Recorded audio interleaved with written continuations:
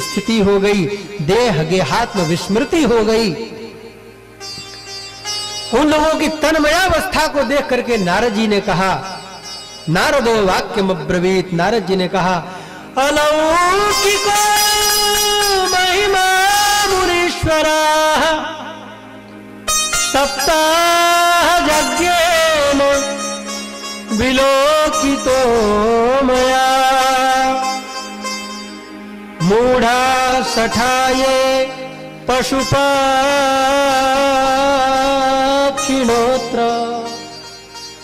सर्वेपि निष्पापतमा भवन्ति।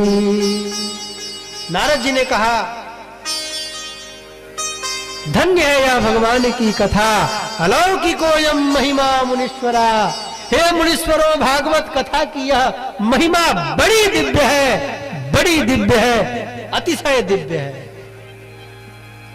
मैंने देख लिया। क्या देखा? विलोकितो मया, मैंने देखा। क्या देखा?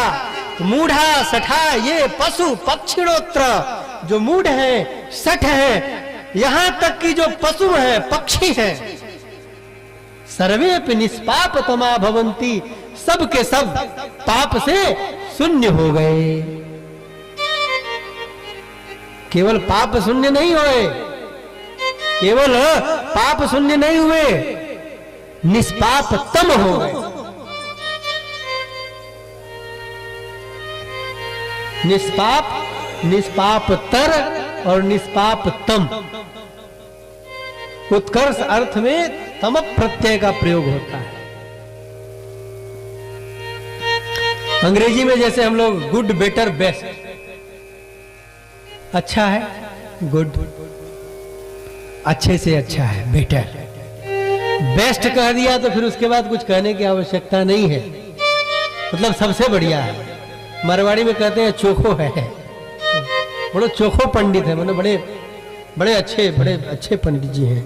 अभी इससे अच्छा क्या कोई हो सकता है, ये मतलब। तो निष्पाप तमा भवंती, अत्यंत निष्पाप हो गए पशु पक्षी सब के सब। नारद जी ने पूछा, महाराज ये तो बताइए कि और कौन कौन लोग निष्पाप हो सकते हैं?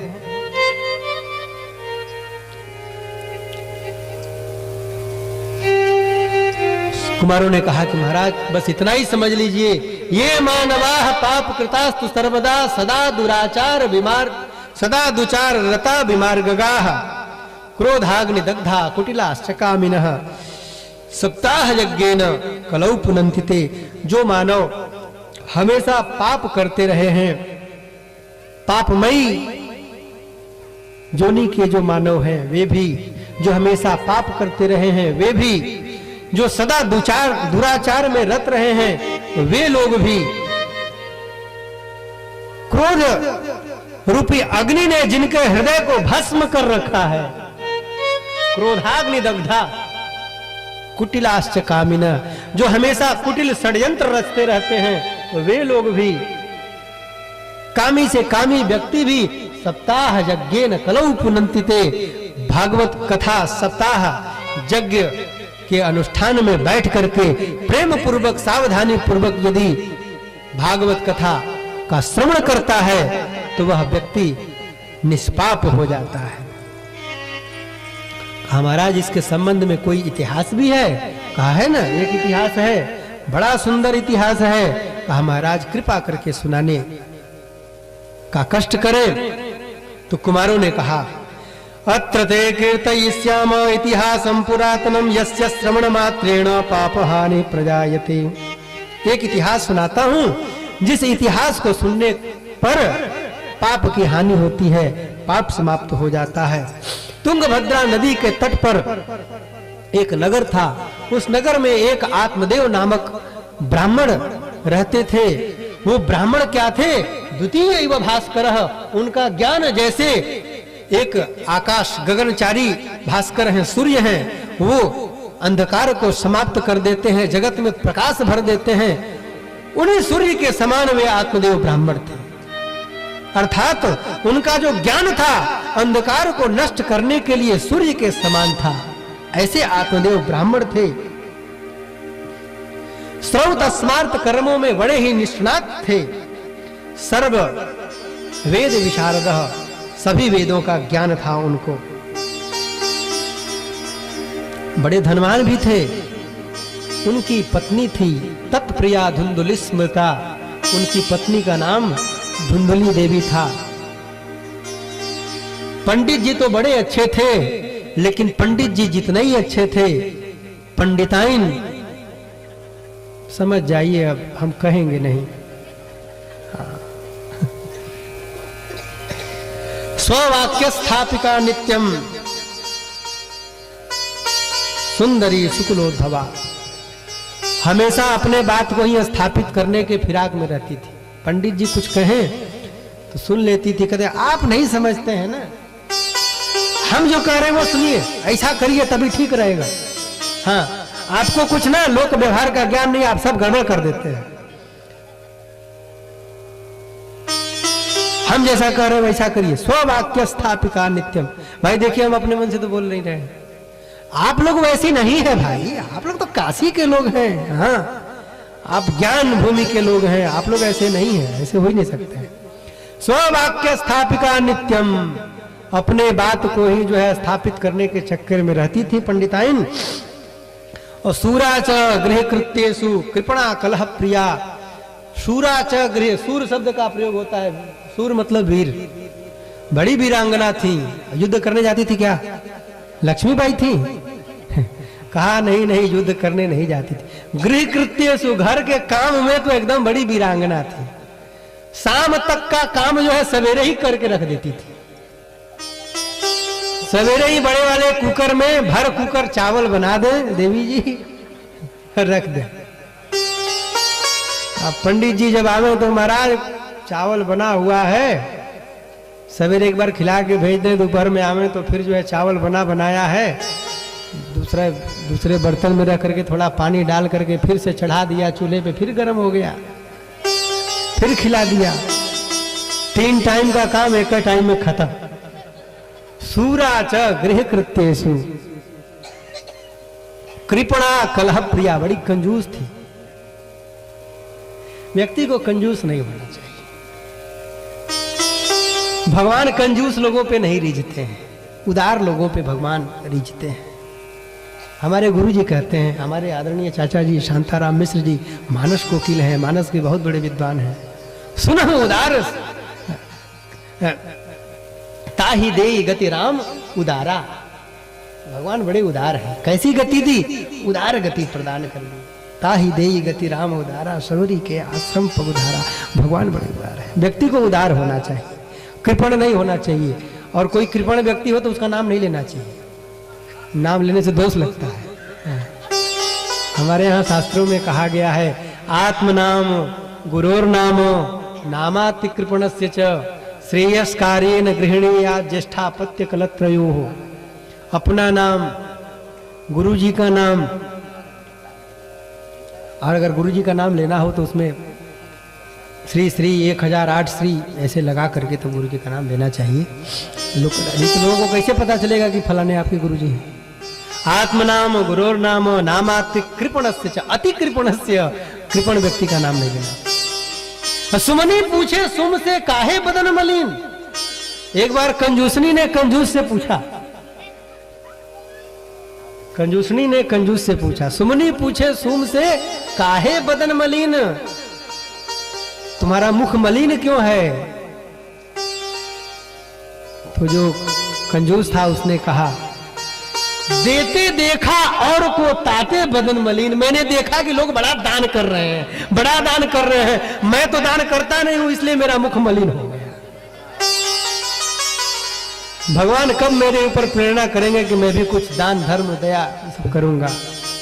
एक सेठ जी थे, कभी दान वान करते नहीं थे। एक बार गए कथा सुनने के लिए, कथा सुनने गए तो कथा में दान की महिमा पे प्रवचन चल रहा था। दान की महिमा सुने तो सेठ जी के मन में आया कि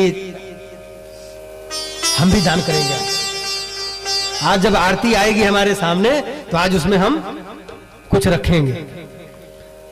तो सेठ जी जो है 5 रुपए का एक ठे सिक्का निकाले, रख लिए मुट्ठी में, बांध लिए। गर्मी का दिन था, आरती जब हो गई, आरती जब सेठ जी के सामने आई, जब दूर थी, तो सेठ जी जो है मुट्ठी को खूब तेजी में बांधे थे। और खूब तेज बांधने के कारण, गर्मी का तो दिन था ही, पसीना हो गया, हाथ में पसीना हो गया। जब सामने आरती की थाली आई तो सेठ जी ने जब अपने हाथ को खोला तो सेठ जी को उस 5 रुपए के सिक्के पर बड़ी दया आई। सेठ जी ने कहा, तुम रो रहे हो? तुम रो रहे हो? तुम मेरे पास से जाना नहीं चाहते हो? अच्छा कोई बात नहीं, तुम मेरे पास यदि नहीं जाना चाहते हो तो हम तुमको आरती के थाल में नहीं रखेंगे, अपने जेबा में रख लेते हैं। फिर से अपने जेबा में रख लिए। महाराज, देने का भी संस्कार होता है। बचपन से जब ये संस्कार लगेगा ना, तभी आदमी दान भी करता है, नहीं तो आदमी दान नहीं कर सकता है। और ये जो धुंधली देवी थी, कृपणा कलह प्रिया, इनको कलह से बड़ा प्रेम था, झगड़ा उगड़ा करने में बड़ी माहिर थी। कोई किसी दिन कोई झगड़ा उगड़ा करने वाला न मिले तो अड़ोस पड़ोस में जा करके कोई ना कोई बात कह के और झगड़ा खरीद के झगड़ा करती थी।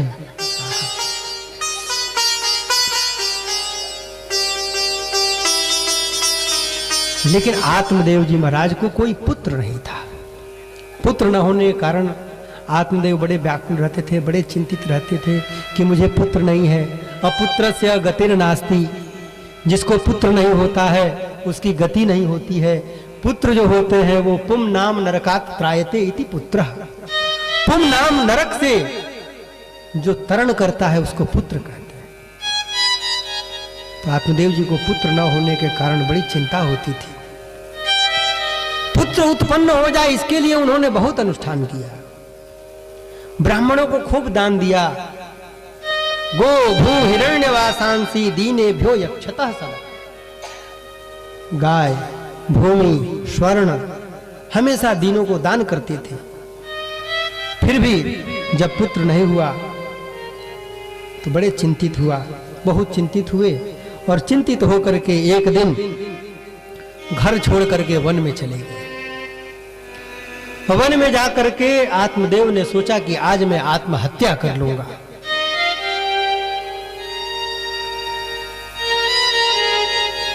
गृहस्थ धर्म में हम हैं और हमको पुत्र नहीं है, ऐसा जीवन किस काम का, हम आत्महत्या कर लेंगे।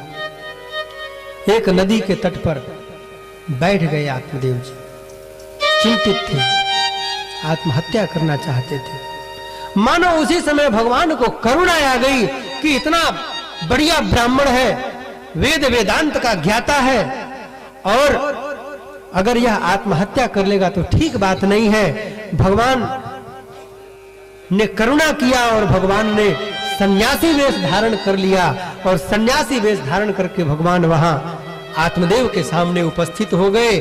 और आत्मदेव के सामने उपस्थित होकर के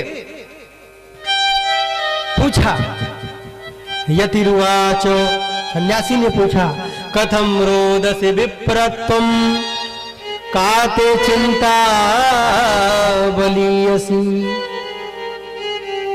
हे ब्राह्मण, आप क्यों रो रहे हो?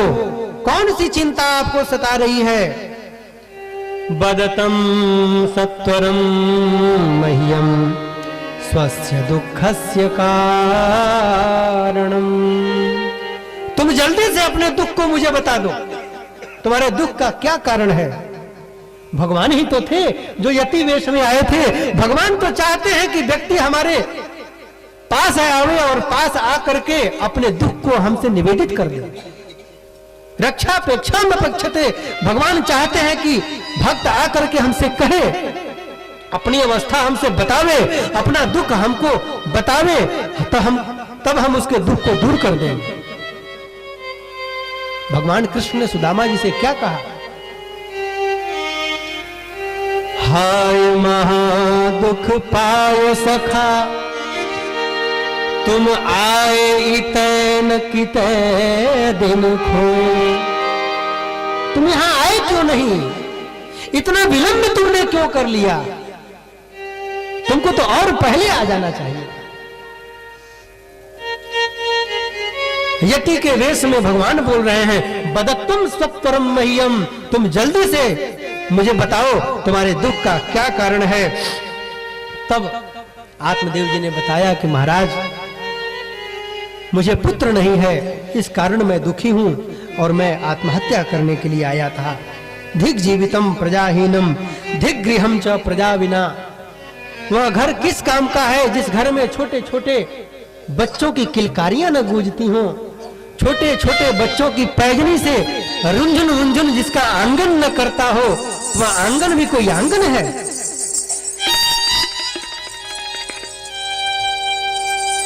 महाराज धन की तो कोई कमी नहीं है, लेकिन उसको कोई भोगने वाला नहीं है।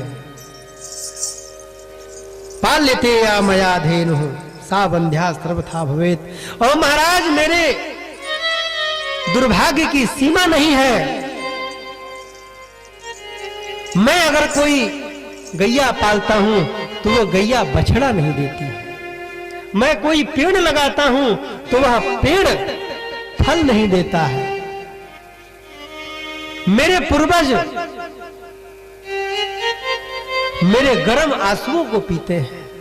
मेरे पूर्वज कहते हैं कि अब तो इस घर में कोई पुत्र होगा नहीं, तो हम लोगों का तर्पण कौन करेगा, हम लोगों के लिए पिंडदान कौन करेगा। महाराज मैं इसीलिए बहुत दुखी हूं। यति ने सन्यासी ने बहुत समझाया है आत्मदेव को। सन्यासी ने कहा कि अरे ब्राह्मण तुम तो बड़े ज्ञानी हो, लेकिन तुम व्यर्थ ही चिंता कर रहे हो। मुंचा ज्ञानम प्रजारूपम बलिष्ठा कर्मणो गति। ये प्रजारूप जो तुम्हारा अज्ञान है, तुमने यह जो सोच रखा है कि हमको पुत्र नहीं होगा तो हम करेंगे नहीं, इस अज्ञान को तुम दूर करो।